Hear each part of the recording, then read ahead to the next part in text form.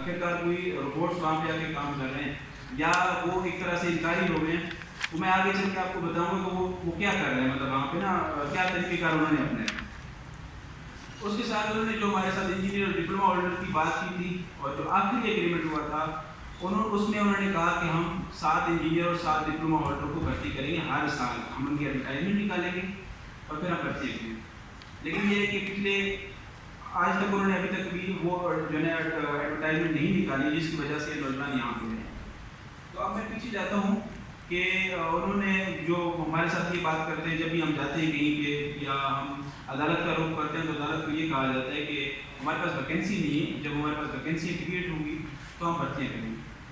لیکن جو ہمارے اطلاعات ہیں کہ جو غیر مقامی لوگ ہیں وہاں پہ ان کو بھرتیاں کیے جا رہے ہیں اور ہمارے جو گیس کمپنیاں ہیں ان کے نام پہ بھرتیاں کر کے پھر ان کو کسی اور جگہ پہ ٹرانسفر کیا جاتا ہے جن کا ہمیں اطلاع نہیں ہوتا.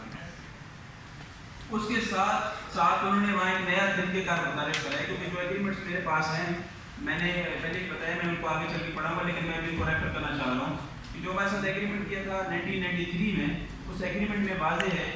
کہ جو مقامی لوگ ہیں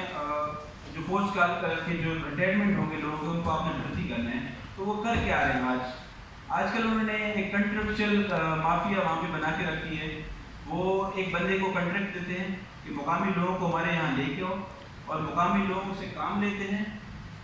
کئی مہینے تک 15-20 ہزار ان کو تنخواہ دیتے ہیں, کیونکہ انہوں نے ہمارے ساتھ ایگریمنٹ یہ کیا تھا کہ جو بندہ بھی ہمیں چاہیے ہوگا وہ ہم مقامی لیں گے اور اس بندے کو 90 دن کے اندر اس جتنے بھی ہم بندے رکھیں گے اپنے پاس 100, 50, 200 ہر پروجیکٹ کے حساب سے ان کے جو 50% ہم 90 دن کے اندر جن کو پرماننٹ کریں گے اور باقیوں کو 1 سال کی گارنٹی میں پرماننٹ کریں گے. لیکن انہوں نے پچھلے 10-15 سالوں سے یہ کیا کہ انہوں نے وہ مقامی لوگوں کو اپنے کمپنی کے کنٹریکٹ پہ رکھنا چھوڑ دیا. وہ انہوں نے کیا کر دیا, انہوں نے لوگوں کو متعارف کرایا, مجھے کہہ رہے تھے کہ آپ ایسا ایک کنٹریکٹر بنو, آپ ہمیں ایک نوٹ پیڈ لے کے بندوں کے نام لکھ کے دو اور ہم آپ کو اتنے کروڑ دیں گے, آپ بندے ہمیں لے کے دو, ہم روزانہ کے حساب سے ان سے کام لیں گے ڈیلی ویجز کے حساب سے, اور جب ہمیں ضرورت ختم ہو جائے گی تو ان کو واپس لے کے دو. کیونکہ انہوں نے ہمارے ساتھ ایگریمنٹ یہ کیا تھا کہ ہمیں بندے جو چاہیے ہوں گے ہم رکھیں گے اور آپ کے, اور جب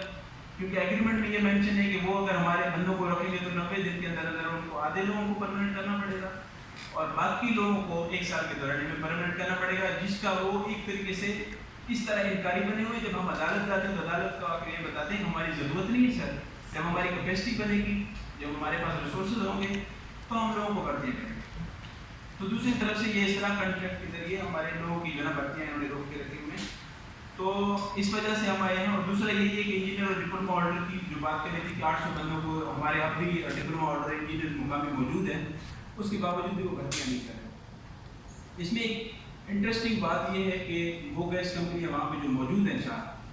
وہ 90 کی دہائی تک 400 ارب روپے کی جو ہے نا ان کی سالانہ آمدن تھی, جو کہ 150 ارب ہو چکی ہے.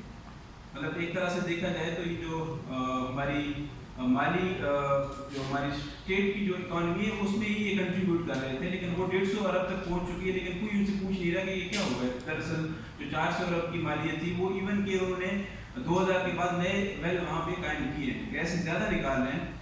لیکن ویلیو ان کی کم ہوگی. اس کی مین وجہ یہی ہے کہ انہوں نے جو ان کے پرانے ویلز تھے وہ ان پہ کام کرنا چھوڑ دیے, وہ نہ ان کی صفائی کرتے ہیں.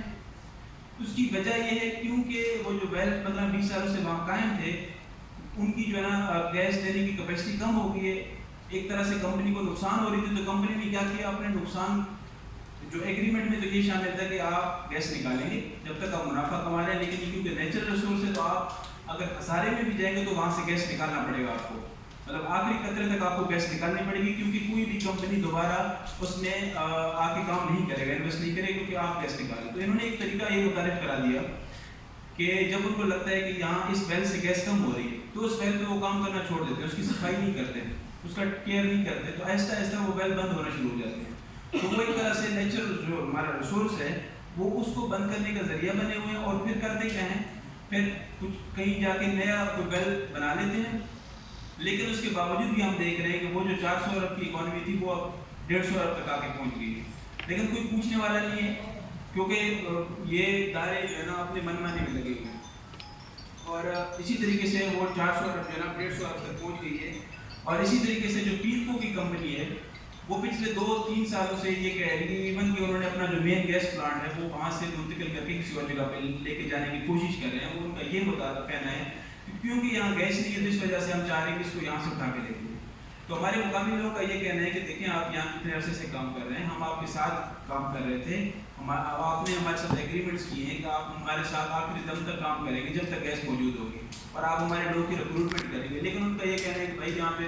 अब गैस कम रही थी तो हम मजीद काम नहीं करना चाह रहे और जो वेल है वो उनको बंद करते जा रहे हैं। तो ये भी एक तरह से हमारे वहाँ मुकामी लोगों के साथ जुर्मज्यादती हो रही है,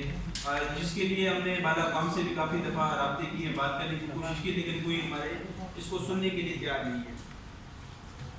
उसके अलावा जो डेरा मुखी की कंडीशन है वो तो इस वक्त जो सेहत की कंडीशन है या हेल्थ की वो भी बहुत बुरे कंडीशन में है। इवन के CSR में इतने पैसे भी आते हैं।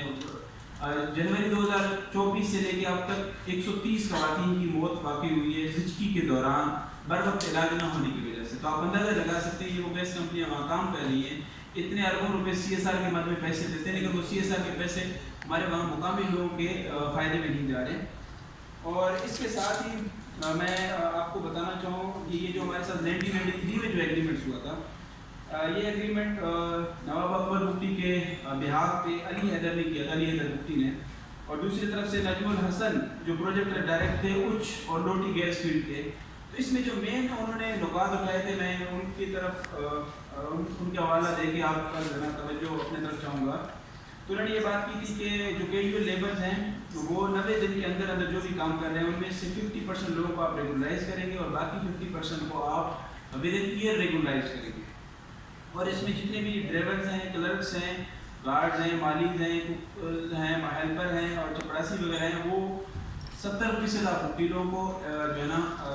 परमानेंट करेंगे और उनको रखेंगे, और बाकी जो 30% हैं वो अगले 5 साल के दौरान में आप उनको भी कन्वर्ट करके सारे वहाँ के जो मुकामी मुफ्ती वो जो है ना मजदूर हैं उनको रखेंगे।